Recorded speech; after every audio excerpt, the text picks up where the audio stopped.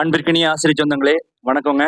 நான் நேற்று சொல்லியிருந்தது போலவே இன்னைக்கு சென்னை அண்ணா நூற்றாண்டு நூலகத்தில் வந்து ஆசிரியர் சங்கங்களை தமிழ்நாடு கல்வி அமைச்சர் அவர்கள் வந்து சந்திச்சிருக்கிறாங்க. அதில் வந்து சந்திச்சு என்னென்ன விஷயம் பேசினாங்கன்றது ஓரளவு நம்மளால கணிக்க முடிஞ்சது. நேற்றே நான் சொல்லியிருந்தேன் உங்களுக்கு. ஸோ வந்து இன்னும் ஆகஸ்ட் 24ஆம் தேதிக்குள்ள கொள்கை முடிவு எடுத்தாகணும். டெட் மார்க் சம்பந்தமா அண்டு அனுபவ மதிப்பெண் சம்பந்தமா இது தொடர்பாக நிச்சயமா பேசப்பட்டிருக்குங்க. அது சம்பந்தமா முக்கியமான தகவல் ஒன்று நமக்கு கிடைச்சிருக்கு. ஸோ வந்து இந்த மீட்டிங் நடந்திருக்கு பாருங்க. கல்வி அமைச்சர் இருக்காங்க.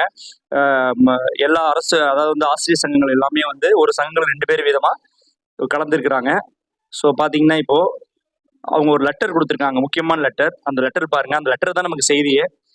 பதவி உயர்வு பெற்ற பட்டதாரி மற்றும் தமிழ் ஆசிரியர்கள் சங்கம் இந்த லெட்டர் கொடுத்துருக்குங்க. இந்த லெட்டர்ல என்ன விஷயம்ன்றதை மட்டும் நம்ம ஃபாஸ்டா பார்த்துடலாம். இந்த ஃபர்ஸ்ட் உச்சநீதிமன்ற தீர்ப்பு இருக்கு இல்லையா, அது நம்ம படிக்க வேண்டாம், அது ஆல்ரெடி நமக்கு தெரியும். கடந்த 2025 செப்டம்பர் 1ஆம் தேதி கொடுத்த அந்த தீர்ப்பு தான். அந்த தீர்ப்பு திரும்பவும் பார்த்தீங்கன்னா 2026 மேலையும் வந்து அதை கன்ஃபார்ம் பண்ணிட்டாங்க. நம்ம வந்து ஒரு வருஷம் மட்டும் எக்ஸ்டென்ஷன் கொடுத்து அது வந்து அந்த தேதி கொடுத்துருக்காங்க பாருங்க. 31/8/28 அவங்க கொடுத்த எக்ஸ்டென்ஷன் 31/8/20 முடிக்கணும்னு சொல்லி இது மாதிரி பண்ணியிருக்காங்கன்றத அவங்க சொல்லியிருக்காங்க. ஸோ அதுக்கு பிறகு வந்து நாங்கள் கொடுத்த அனைத்து மனுக்களையும் வந்து உச்சநீதிமன்றம் தள்ளுபடி செஞ்சிருச்சு அப்படின்றத குறைய சொல்லியிருக்காங்க.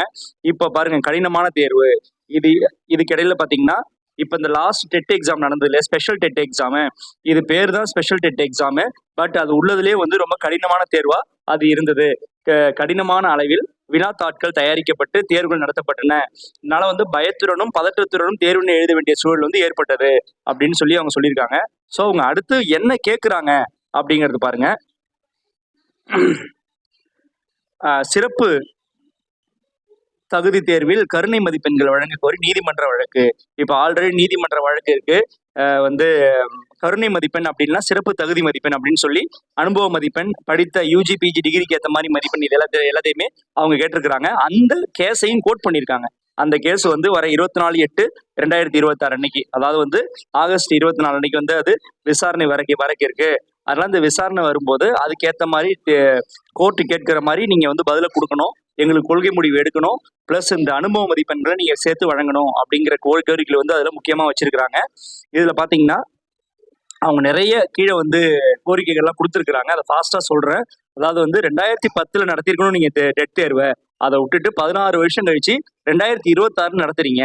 அப்படி இருக்கும்போது இது வந்து எங்களுக்கு பாத்தீங்கன்னா உச்சநீதிமன்றம் கடந்த செப்டம்பர் 2025 தான் பணியில் இருக்கும் ஆசிரியர்கள் தகுதி தேர்வு கட்டாயம்னு தீர்ப்பே அளிச்சுது. அதனால இது வந்து இப்ப இத்தனை வருஷம் கழிச்சு நீங்க இந்த எக்ஸாம் வந்து கண்டக்ட் பண்றது எங்களுக்கு எப்படி இருக்கு அப்படின்னு பார்த்தா நாங்க உடல் அளவிலும் மனதளவிலும் சோர்ந்து போய் இருக்கிறோம். இதெல்லாம் பாருங்க. பணிச்சுமைகளின் நடுவே தேர்வுக்கு படிப்பதும் தயாராவதும் வந்து ரொம்ப கஷ்டமான விஷயமா இருக்கு, கடும் மன அழுத்தத்தை கொடுக்குது அப்படின்னு சொல்லியிருக்கிறாங்க. உண்மைதாங்க, ஆசிரியர் நிலைமை தான் அவங்க சொல்லியிருக்காங்க. அதாவது 20 ஆண்டுகளுக்கு மேலாக அவர் கற்பிக்கும் பாடத்துலதான் அவங்கவுங்க திறமையா இருக்காங்க. ஆனா டெட் எக்ஸாம் எப்படி இருக்கு, உளவியல், ஆங்கிலம், தமிழ், பொது அறிவு, முதன்மை பாடம் அப்படின்னு சொல்லி இதுல பல்வேறு பாடங்கள் அவங்களுக்கு மெயின் சப்ஜெக்ட் கூட தொடர்பே இல்லாத மாதிரி இருக்கு. அதனால இது வந்து ஒரு டோட்டலா வந்து ஒரு இதை நிராகரிக்கணும் இந்த தேர்வையே அப்படின்னு சொல்லி கொடுத்துருக்காங்க. அடுத்தது வந்து வயது மூப்பின் காரணமா ஞாபகத்துல வைக்கிறதா சிக்கல் இருக்கு அப்படின்னு அவங்க சொல்லியிருக்கிறாங்க. ஸோ அதனால பாத்தீங்கன்னா இப்ப அவங்க என்ன சொல்லிருக்காங்க, 2012 வந்து ஒரு ஆசிரியர் தேர்வு நடந்திருக்குங்க டிஆர்பியோட. எப்படி பண்ணிருக்காங்கன்னா இங்க பாருங்க. அதாவது வந்து ஆசிரியர் தகுதி டெட்ல 60 மதிப்பெண் எடுத்திருக்கிறாங்க, மேல்நிலை பொது தேர்வுல 10 மதிப்பெண் எடுத்திருக்காங்க, அதாவது +2. அதே மாதிரி பட்டப்படிப்புல 15%, பிஎட் படிப்புல 15% எடுத்து அதை 100க்கு கன்வெர்ட் பண்ணி போஸ்டிங் போட்டிருக்காங்க. ஸோ அரசாங்கத்தால் சலுகை மதிப்பெண்கள் வழங்கப்பட்டு 2012, 2012ஆம் ஆண்டுகளில் புதிய நியமனங்களே நடந்திருக்குங்க, நியூ ரெக்ரூட்மெண்ட்டே. அப்படி இருக்கும்போது என்ன சொல்றாங்கன்னா, ஃபைனலா அவங்க என்ன கேட்கறாங்கன்றது ப்ளூ கலர்ல இருக்கு பாரு, அதான் இம்பார்ட்டன்ட். எனவே நிச்சயமாக அரசு தரப்பில் சாதகமான முடிவுகள் எடுக்கப்பட்டு தொடக்க கல்வித்துறை மற்றும் பள்ளி கல்வித்துறை இரண்டிலும் சேர்ந்து 1,60,000 ஆசிரியர்களின் நலனை கருத்தில் கொண்டு பணியில் ஆசிரியர்களுக்கு சிறப்பு ஆசிரியர் தகுதி தேர்வில் ஒட்டுமொத்த பணிக்காலத்தையும் கணக்கிடணும். இந்த சிறப்பு ஆசிரியர் தகுதி நடந்து இல்லையா, இதோட மதிப்பெண்கள்ல எங்களோட எக்ஸ்பீரியன்ஸ் எத்தனை வருஷமோ அத்தனை வருஷத்தையும் நீங்க சேர்க்கணும். சேர்த்து அதை சிறப்பு அல்லது கருணை மதிப்பெண்ணா சேர்த்து நீங்க வந்து எங்களுக்கு இந்த முடிவுகளை வெளியிடுவதற்காக அப்படின்னு பிளான் வச்சிருக்கோம்னு சொல்லி நீங்க உயர்நீதிமன்றத்துக்கு வந்து நீங்க அதுதான் கொள்கை முடிவு நீங்க கொடுக்கணும் அப்படின்னு கேட்டிருக்காங்க. நாம என்ன புரிஞ்சுக்கணும்னா, இன்னும் ஒரு மாசத்துல கோர்ட்ல வந்து கொள்கை முடிவை சமர்ப்பிக்க வேண்டிய நேரத்துல இத மாதிரி ஆசிரியர்களை சந்திச்சிருக்காங்க இல்லையா? இதுல நம்ம என்ன தெரிஞ்சுக்கணும்னா, ஆசிரியர்களோட மனநிலைய வந்து அரசு அறிய முயற்சி பண்ணுது. ஸோ நிச்சயமா இந்த கூட்டத்தின் வழியா ஆசிரியர்களோட மனநிலையை வந்து அரசாங்கம் புரிஞ்சிட்டு இருக்கோம். அதன் காரணமா நம்ம நிச்சயமா தமிழக அரசை நம்பலாம்.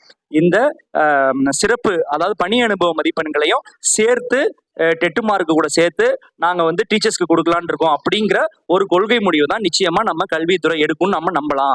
ஸோ வந்து எதை வச்சு சொல்றேன்னா, இன்னும் ஒரு மாசத்துக்குள்ள இவங்க இந்த மீட்டிங்கை இப்ப நடத்துறதுக்கான தேவை என்ன இருக்கு? அப்ப நடத்திருக்காங்கன்னா ஆசிரியர்களுக்கு ஏதோ செய்யணும்னு அரசாங்கம் நினைக்குது அப்படின்னு நம்ம புரிஞ்சுக்கலாம்.